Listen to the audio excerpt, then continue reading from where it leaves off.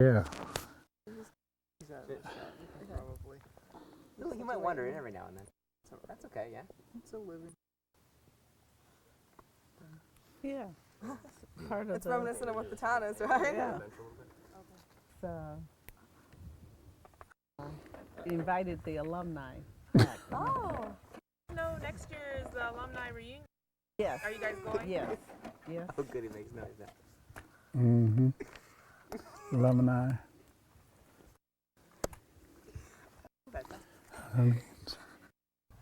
He'll come over. February. Yeah, oh yeah. Throw it up on your lap. Yeah. Yeah, I'm on the dog. Do you want? I can take him up to the house. Just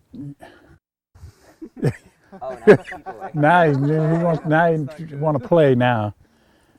Go home, go home, go home, go home. This is excitement for him. Yeah. Yes, it is. I know. Like I said, he greeted us last time, too, People. Yeah.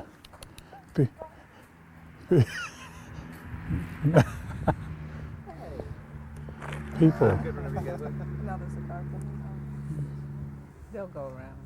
Yeah. It's not like Where? we get a lot of traffic. Oh yeah, we're gonna start getting a lot of traffic now. Yeah.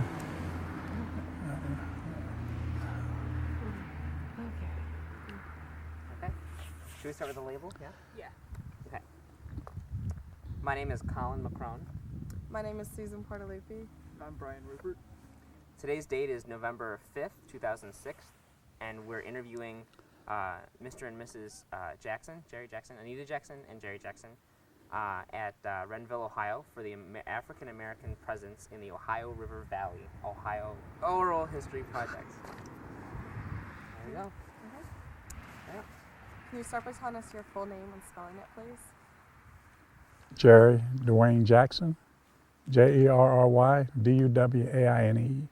Jackson, Jackson. Anita Patricia Jackson, Anita Patricia Jackson, Jackson. Where were you born and when?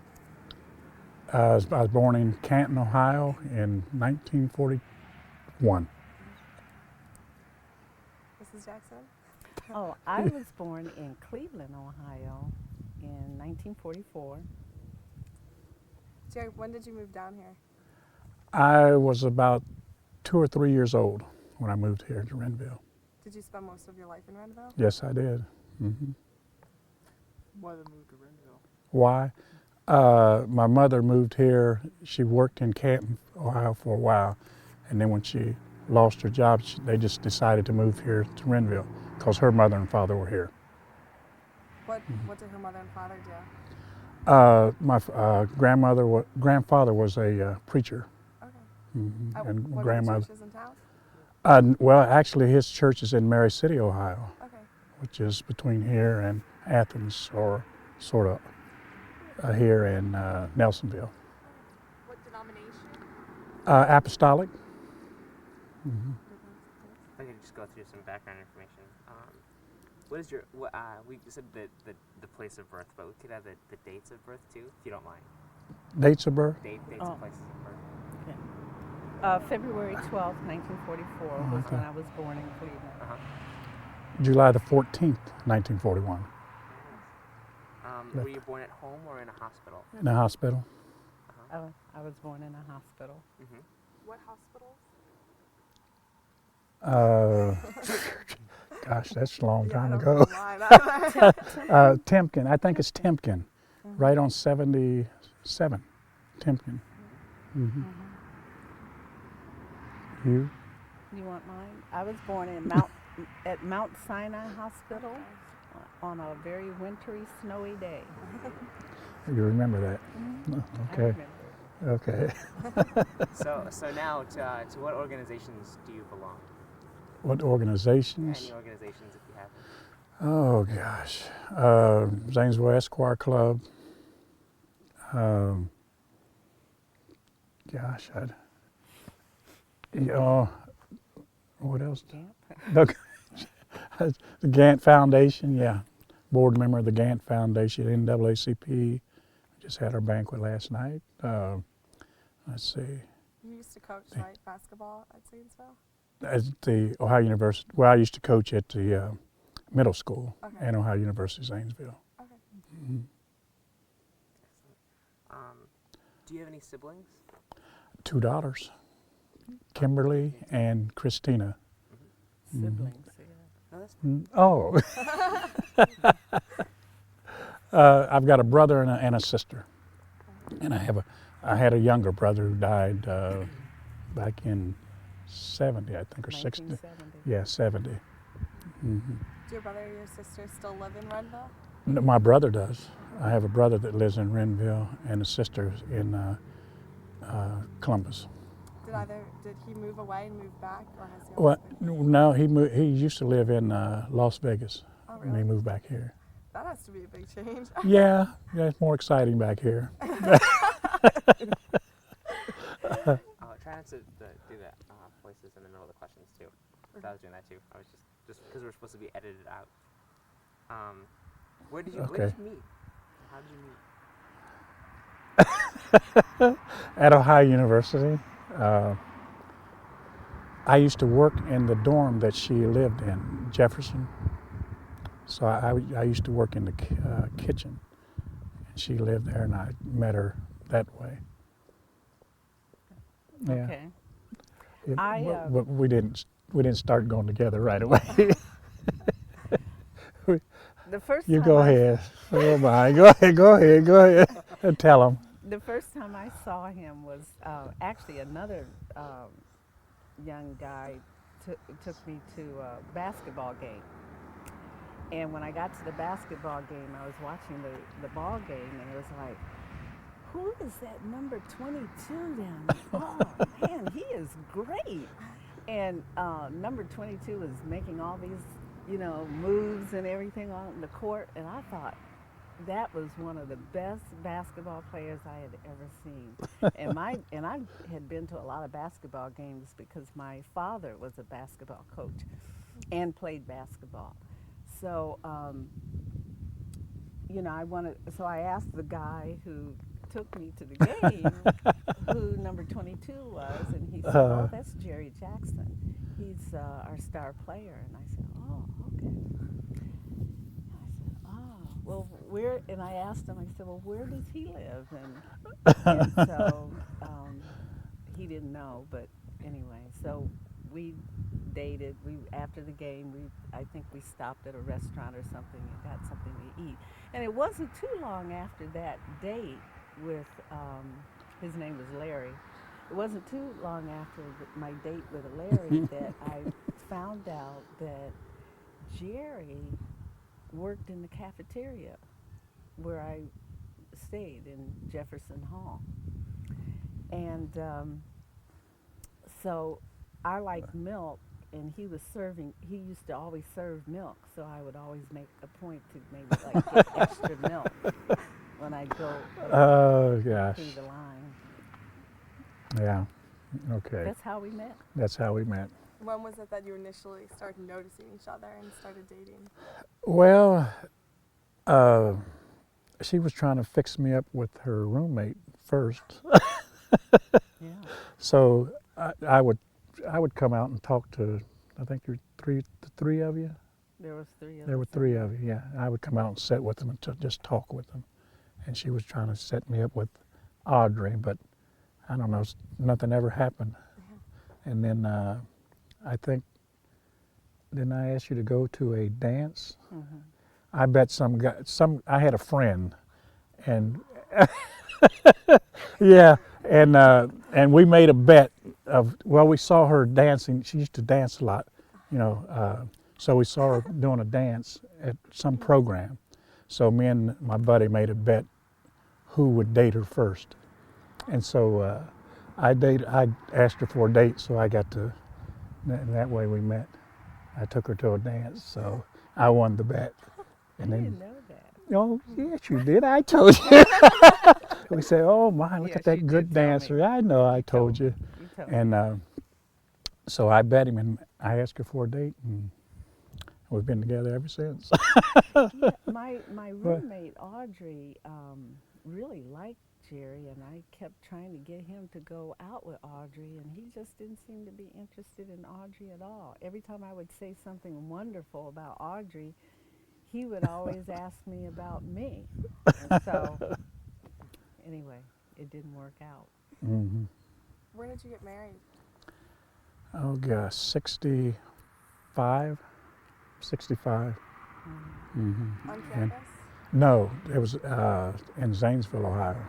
No. Well, Yes, yes. it was. What do you mean? No, we got we got married twice. Yes, we got married Yeah, twice. we really did. I was working in Zanesville. This is after I left Ohio University. I went to the Detroit Pistons first, and then when I came back, I started working in Zanesville at the J.C. Penney Company.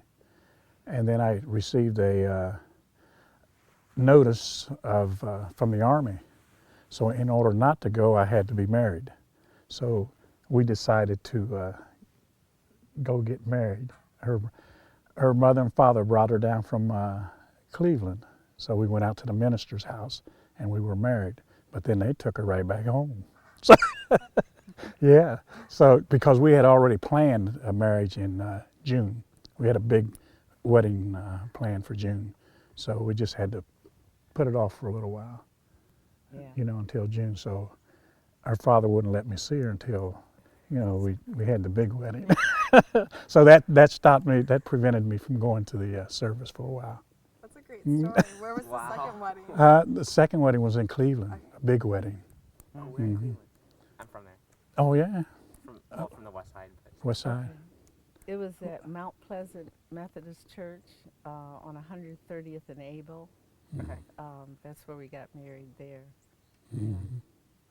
Cool. It was weird. I tell people we got married twice, and it's like, Yeah. we're really married. But it did keep him from going into the service for that time because they Mhm. weren't taking married men. But he ended up going later because then after we got married, then they started taking married men into the service. Mhm. So he ended up going to Vietnam anyway. What was it like growing up in Rendville? What was it like? It was a lot of fun. I mean, it was just, to me, it was just like any other town. I mean, we had a lot of activities that we did. You know, we had to make up our own activities, but there were a lot of boys and girls my age. So we would play out in the middle of the street. This was there wasn't any sidewalk like it is here now. I mean, it was a brick sidewalk, dirt road. You know, we'd play ball games, baseball games. There used to be a baseball diamond way up on the hill. It was way back. You can't see it now. It's way back there. We used to go up there and play baseball. Basketball we'd play down here in my driveway.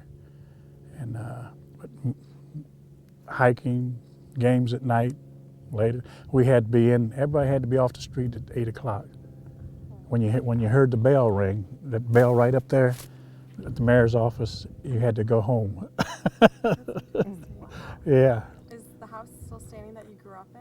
That I grew up. Well, no, there was a house here, yeah, right about where this trailer we lived upstairs for a while. Then there was a house next to it where we lived. I lived down there for a while. My grandparents were upstairs.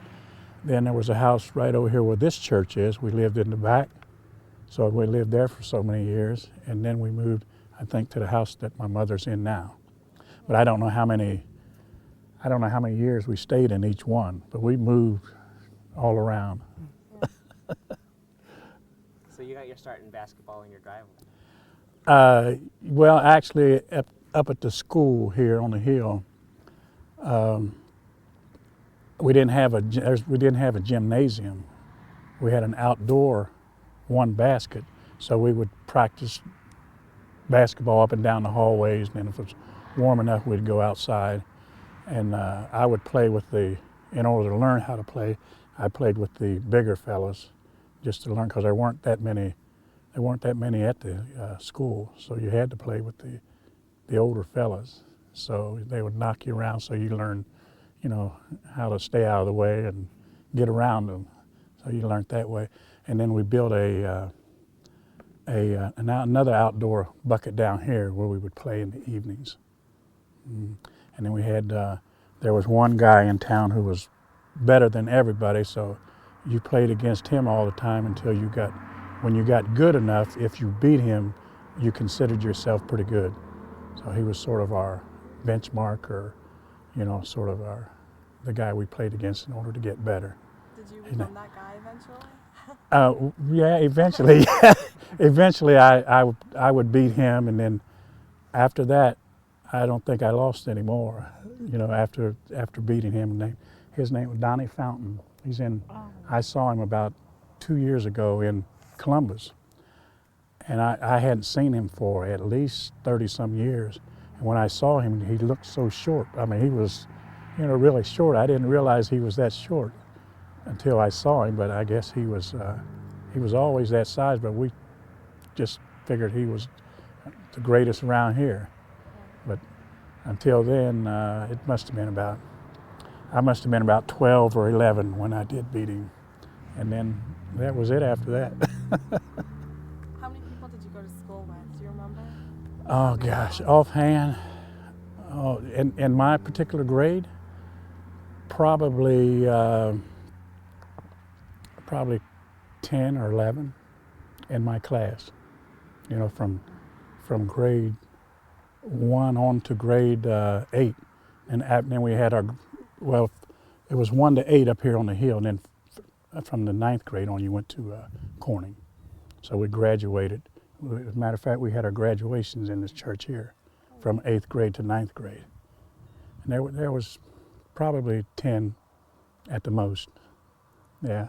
I think I remember you saying that the classes were integrated. You had different grades in one classroom. Yeah, oh yeah, we had, I think from 1 to 4 was in one room, and 5 and 6 was in another room, and then 7th and 8th in another room.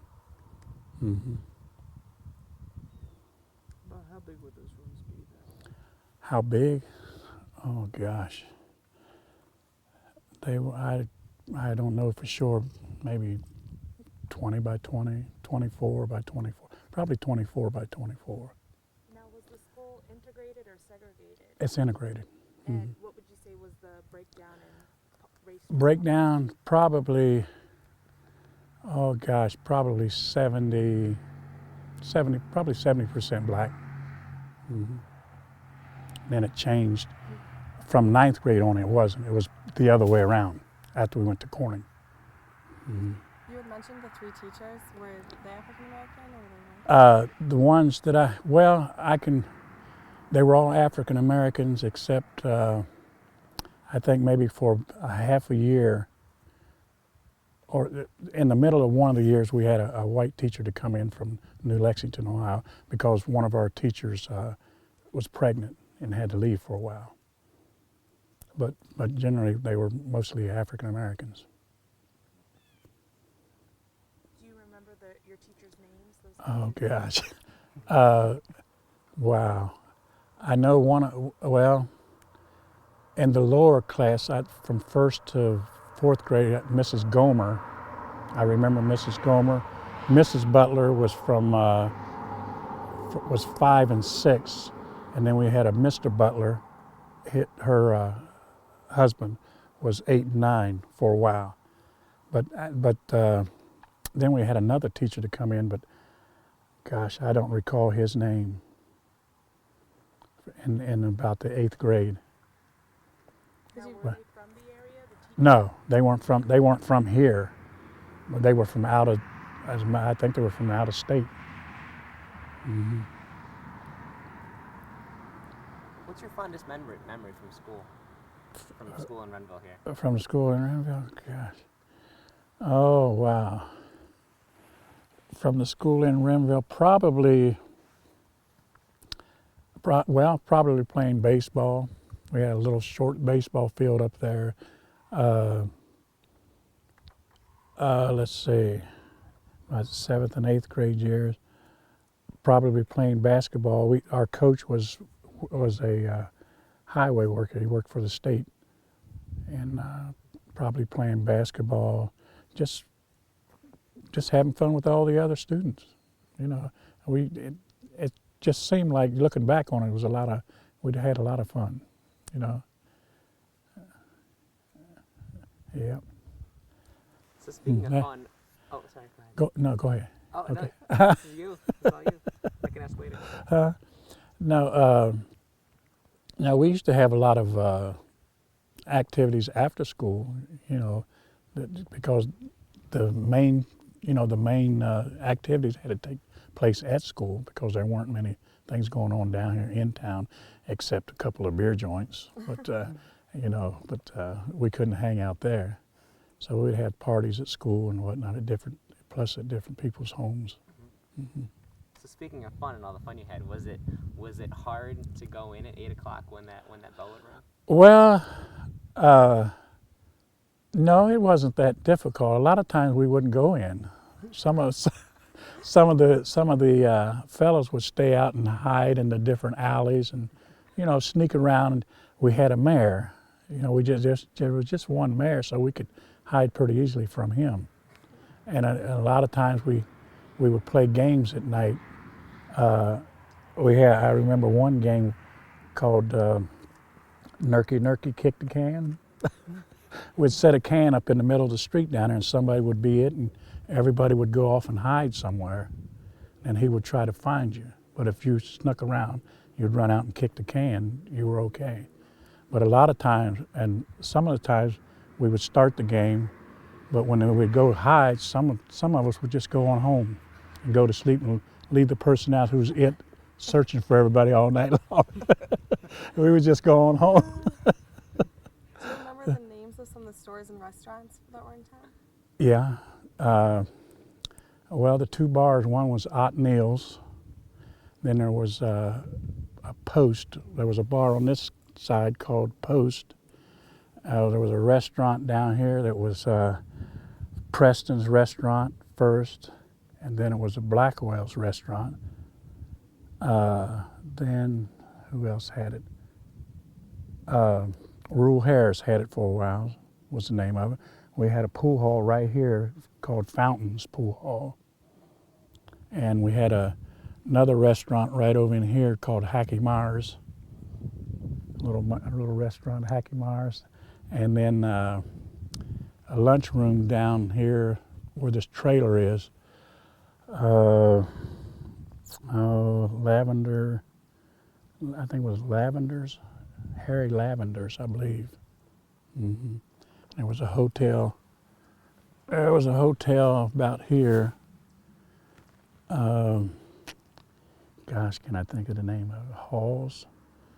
Might have been Halls. I think it was Hall's Hotel. Big hotel right here. Well, not a big hotel, but a hotel anyway.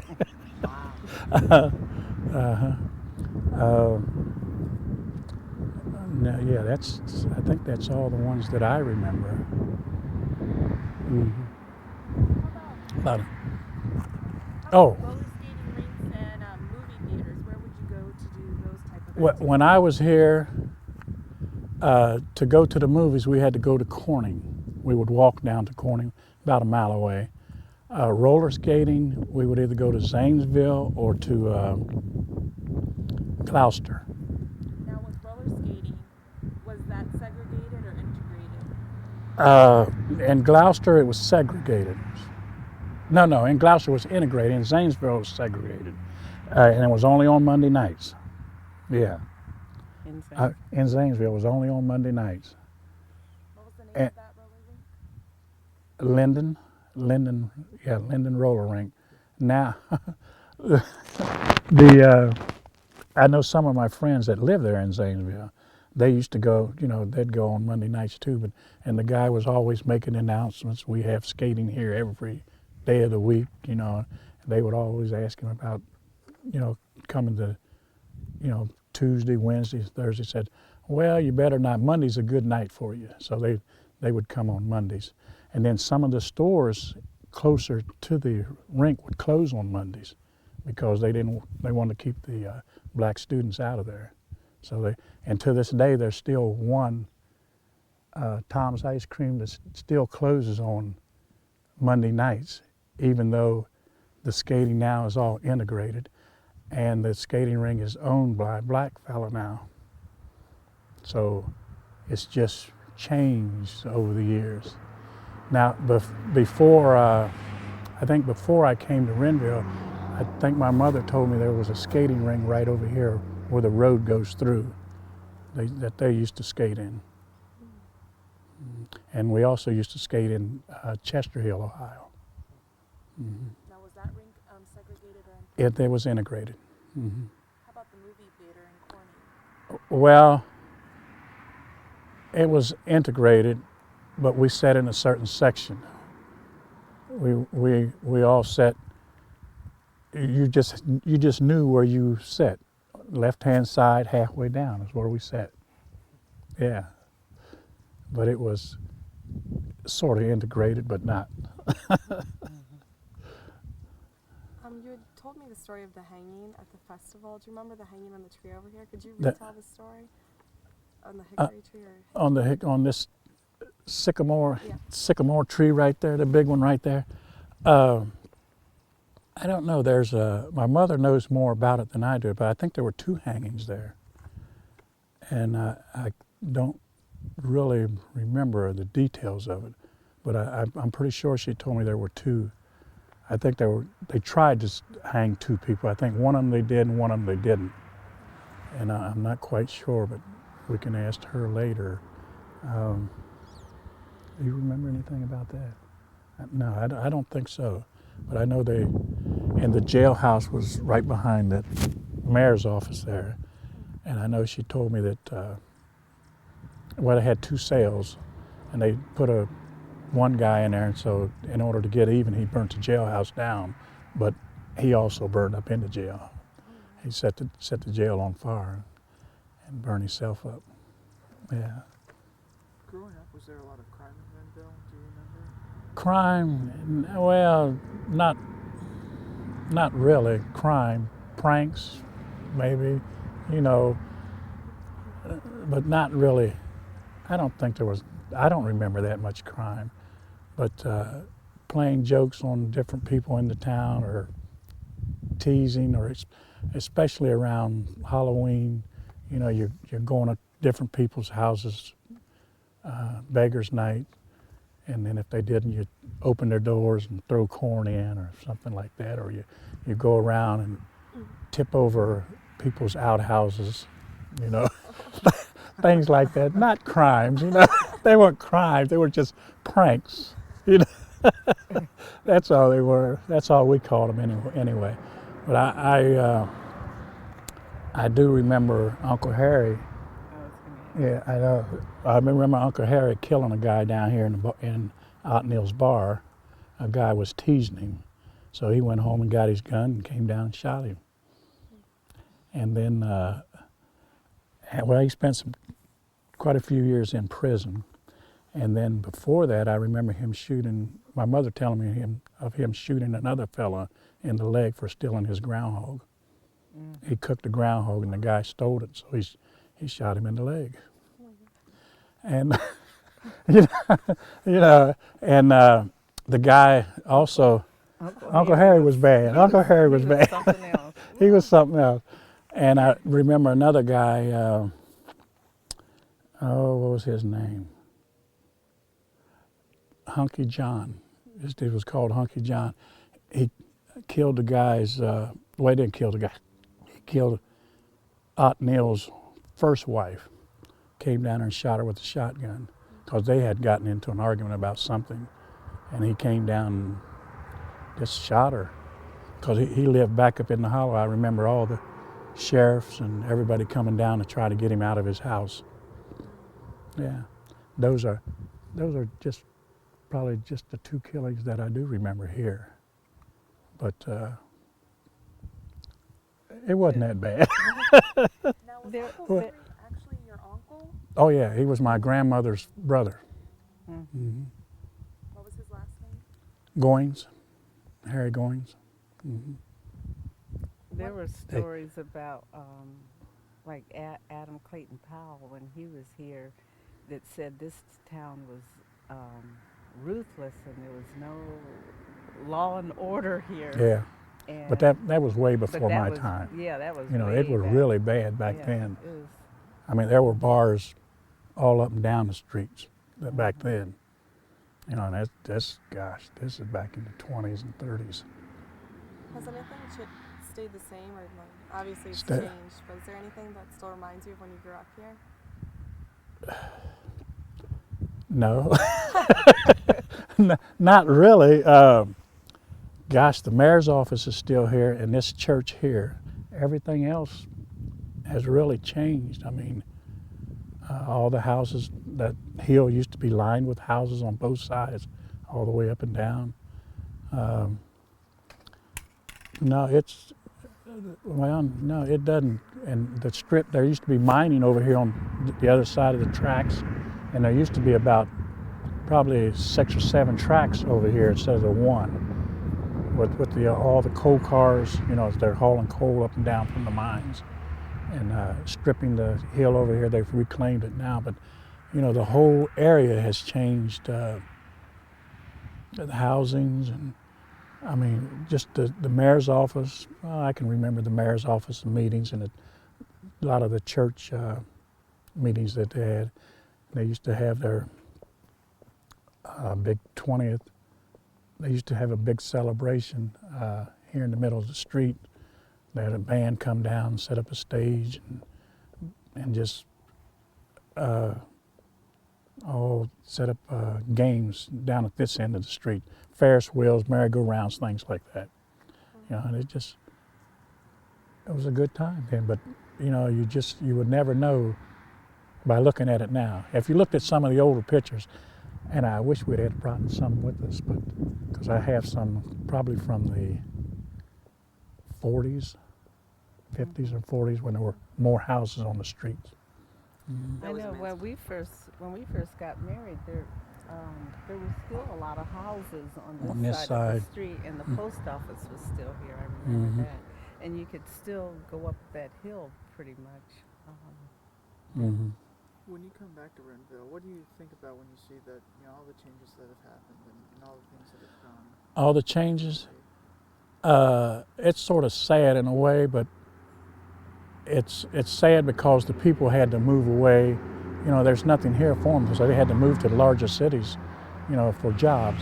But it's sad to see that, you know, the houses that were here, I wish they, you know, the houses were still on the street, even though the people aren't here, but they still come back for celebrations. This is the first year they haven't celebrated the, Emancipation Day. This is the first year we haven't had it for many years. And it's just nobody around to organize it. And the girl that organized, Jeannie Harris, she organized it before, and she just didn't have any help. And it's good, you know, to see all the people that used to live here to come back, and some you know, there's always somebody coming back you haven't seen for 30, 40 years. It's always nice, and then to listen to some of the stories and sit around and lie to each other, you know, about the good times. Yeah. Yeah. The activities associated with Emancipation Day. Some of the activities. Yeah, what went on during Emancipation Day? Now or then? When you were. Oh, back then, well, they would bring in a carnival and set it up on the street, you know, different rides and games and whatnot, mostly on that end of the street, because the street was longer than what it is now going that way. Most of the rides and things were on that end of the street. About in this area right up here, they would set up a stage that goes, you know, across the street, and they would have a big band to come in and dances. They would have a hog roast back on, there was an alley over here. They would cook a hog or have a hog roast. And then, of course, a lot of people would come in from Columbus or Zanesville. Some of their parents are the ones that had, you know, had moved away, and they would just celebrate for a couple of days. It usually ran the whole weekend. So what day did it usually take place on? The 22nd of September, was it? think September, October or September. It was the 22nd. We always called it the 22nd. It was either close to the 22nd. I think it was September. Did it always take place on a weekend, or did It was always on a weekend. You know, even though the 22nd didn't fall on the weekend, they would always have it on the weekend. Mm-hmm. You had mentioned the railroad tracks before. Mm-hmm. Did they have a passenger train that came through? Oh, when you yeah. lived here? Oh yeah, passenger train would come through, and there was a little barn type or whatever thing over here, and it would stop. I mean, you could get a ride. You could ride to Columbus or Athens or Zanesville. Yeah, and they used to, well, instead of the trains that you see now, they were the steam engines. Yeah, it was way. I can remember the steam engines going up and down the tracks. Yeah, it was way back. When did they stop running? Do you remember? Oh gosh, not exactly. I don't remember. Mm-mm. What do you remember about Sunday Creek? Sunday Creek? Yeah, it goes around here, right? Yeah, Sunday Creek. All I can remember about that is the coal mine, the coal mining over in. Now the place back in this area, the little valley there, I think was number 3. I think they called it number 3 Hollow. There was a coal mine over there. Johnny Cook's coal mine was over in that area. And then right down the road here, about a half a mile, was number 9 coal temple that went across this highway and went down into the ground there. And I know there were a lot of coal mines over in Shawnee and New Straceville too. Mm-hmm. What do you remember about coal mining in this area? In this area, well, most of the coal mines had played out by while I was growing up here, because my grandfather used to work in number 9 coal mine, but they started. I guess it became too expensive to mine it, and people were losing their jobs because of the machines that were taking their places, and they were moving away. So the coal mines just, started playing out. And I remember stories of one-day war between Rendville and Corning. Somebody, I know they were fighting over, it was strike breakers, between the people in Rendville wanted to go to work in the mines, but down there they were striking, so they didn't want them to go to work. So they had their guns out and everything, were ready to go to war, and somehow the governor came in and they sort of settled it in one day, so no one got hurt. Yeah. Oh God, the year, I don't know the year. It was way back. Yeah. In addition to coal mining, what were some of the other industries that were in Rendville, or that employed people that lived in Rendville? That lived in Rendville? There was no employment here other than stores or restaurants or things like that. Some of the people went to Zanesville to work in the steel foundries up there. But as far as around here, coal mining was it. Did you ever plan to come back and live here? Did you ever want to? Well, no, not really. It's nice to come back and visit, and I would like to have owned some land here and maybe put a little cabin on it or something, just to come back and stay in, something like that. But as far as living here, no, there wouldn't have been any employment even after retirement. It's nice to come back and visit, but then you leave. When you were here, since people started moving out, when you were here, did you notice people start leaving, or as you were here, the population start to decline? Yeah, I noticed the people started moving out. Cause friends were moving away because their parents were getting jobs in Columbus or Zanesville or some of the other small towns around. Would you say where would you say they mostly went?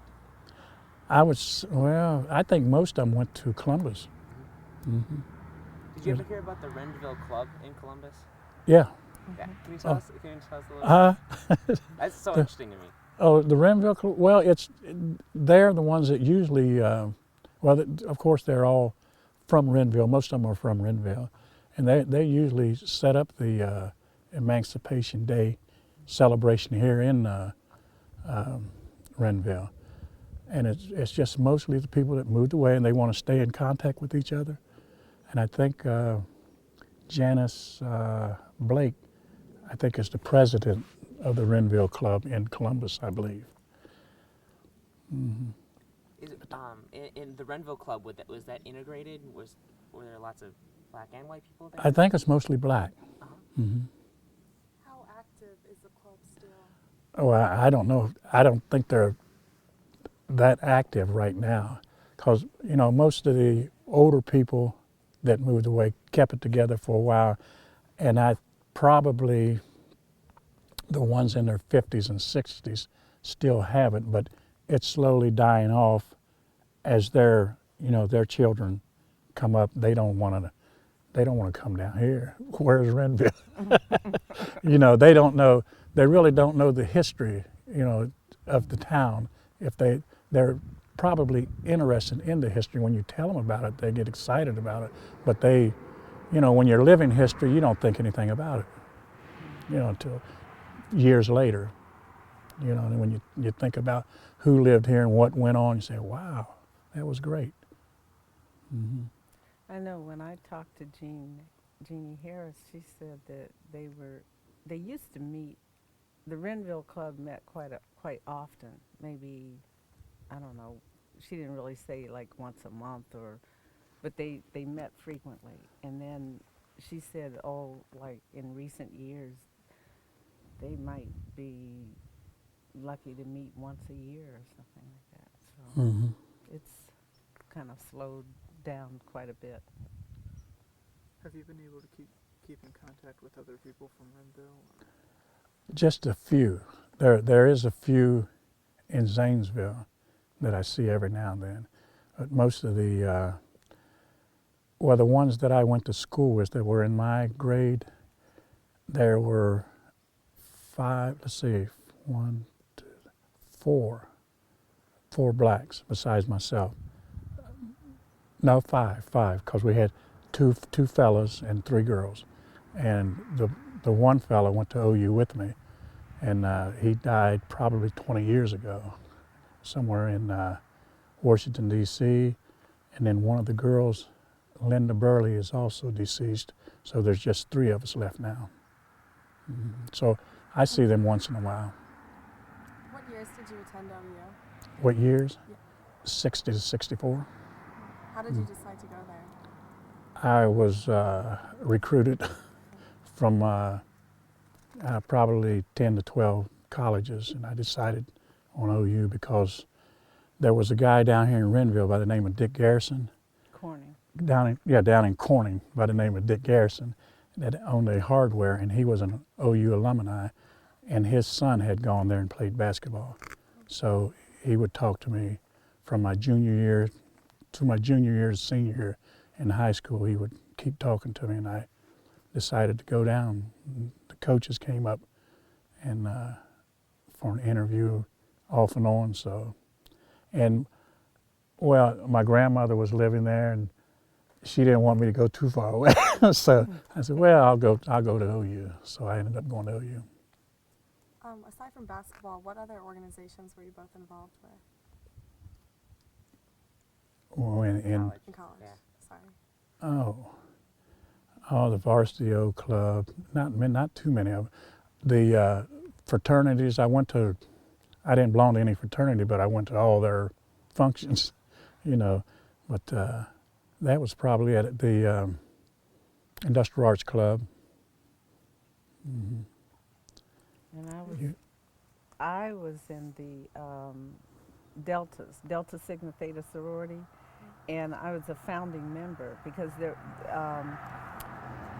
Deltas did not exist on campus, and we wanted to start it, and so there were 8 of us. Actually, there were more, but it ended up being 8 of us that actually became members.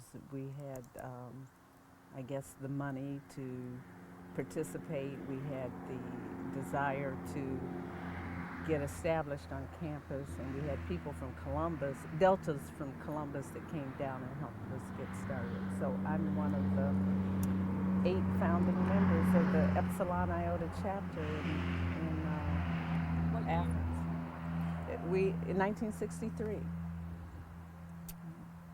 Were there any other sororities on campus when you guys founded the Delta Black sororities? Yeah, the AKAs were on campus, and that in some ways it was good that they were there, but it made it difficult because we were told, in a sense, well, you already have one black sorority. Why do you need another one? And the white sororities, there were like dozens of them, and so we just sort of, ignored that message and went on and worked very hard to get established. We were a social organization at first called the Tie Dells, meaning those interested in being Deltas. And then once we established our charter, then we became the Epsilon Iota Delta Sigma Theta sorority. So we were very happy to have that to occur. Were there any types of discrimination that you felt that you faced at OU?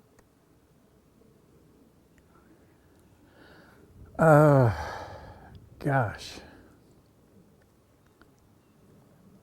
You go ahead. Did you have any? Oh, yeah, my roommate. Well, yeah, roommates, yeah. Oh. I don't really remember that much discrimination. I mean, at that time, when I went there at that time, there weren't many blacks on the basketball team. And probably before I got there, maybe 3 or 4. But that year, the year that I went, there were more on the team then than there ever had been. But by the time I was a senior, there were only 3 of us left. At one time, well, it happened in high school once and while I was at OU. But you had an unwritten rule that you only play so many black players. 3 was it. It was, nobody said anything, but it was an unwritten rule that you didn't, the coaches didn't play 5 black players on the court, or you'd be looking for another job. Now, in high school, we had a coach. The 4 years that I was in high school, we had a coach from Ohio State, and he didn't care who was on the team. He didn't care.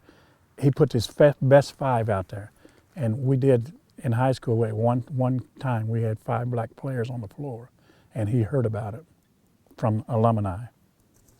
And I think he didn't care. He said he was going to play his best players, and that's what he did. So, I mean, I don't know if he got fired for that or not, but when I left, he was still there a few years later. And it also happened in college also.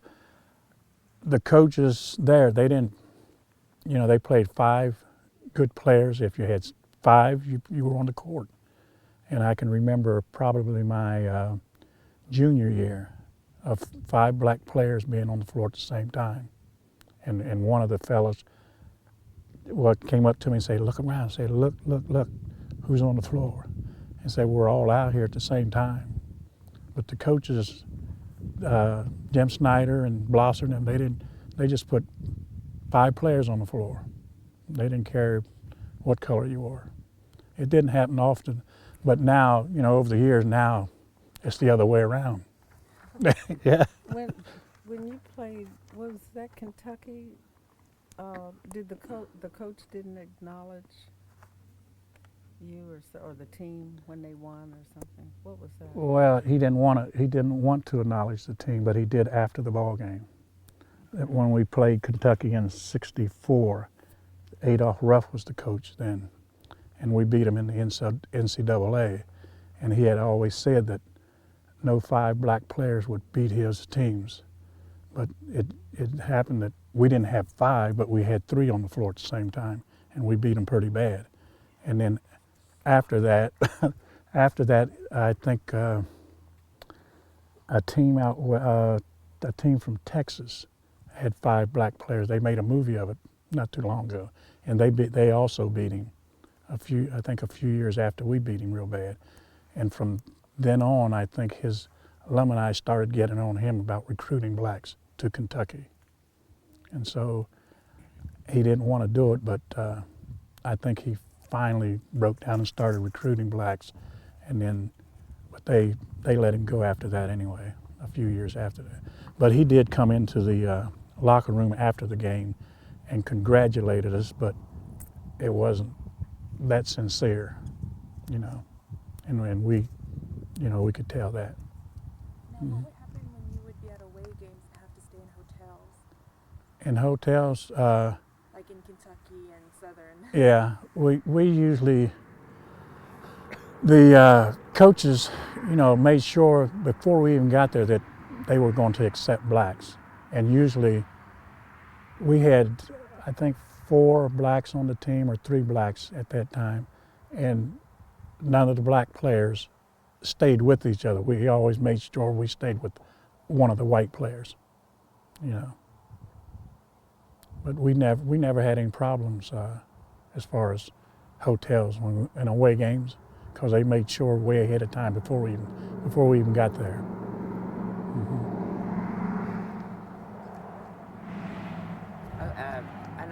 Another point to ask about the religion in Rendville and how the different churches and things like that. What different churches do you remember families going to? There was an apostolic church right here on the hill behind my mother's house. It was a big apostolic church. There was this church was a Baptist church here, and there was a church around this way. I think there was a Methodist church, and then there was a small church. There was another part of the apostolic church that was up in this hollow here. I remember 4 churches being here in Rendville as I was growing up. Were the churches integrated or segregated? I would say this one was segregated. The rest of them were integrated. I went to the church up here. It was black and white. We had a white minister, lady. There was an apostolic, Sister 6. We used to call her Sister Half a Dozen. But Sister 6, she was the preacher up there. And the one around here was integrated, but the one here was mostly black. Now, was it rare for a woman to be a pastor of a church? Yeah. Mm-hmm. And how was she received by the congregation? No problem. No problem. Most of her deacons were black. And she was the only, no. Yeah, I think she was the only white preacher that was there. I don't ever remember being a black preacher here. I mean, some came in, you know, and my grandfather would preach up every once in a while too. But most of his church was in Mary City, Ohio.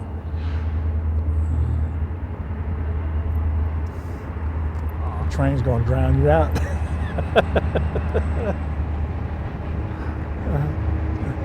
Yeah. Well, I think the last question I really want to ask is, when you come back to visit Rendville, and you know, what places do you go around to see, and what kind of memories do you look back on When I come back? Well, I usually, when I do come back, it's down to visit my mother. And as far as, once in a while I'll come down, get invited and go down to Corning to Miller High School to sell African artifacts. So when I'm there, I'll meet a lot of people that I knew back in high school, you know. And as far as coming back for memories, once in a while I like to come back and just walk. Yeah.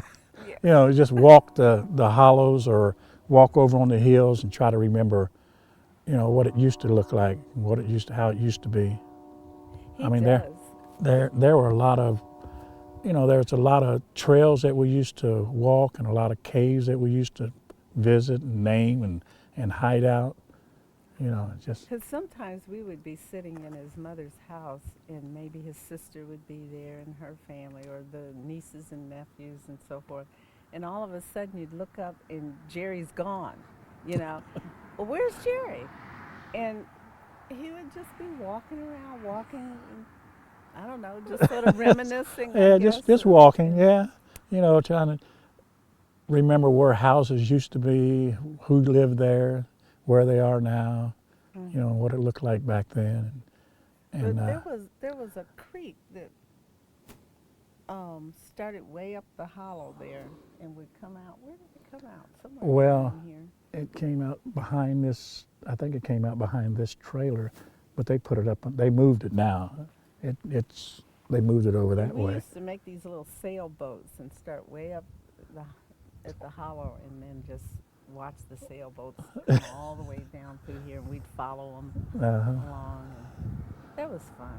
And we hiked up to the school all the time. And we were always running around in the school up there. By that time it was closed, but we'd go up there all the time to visit. What year did the school close?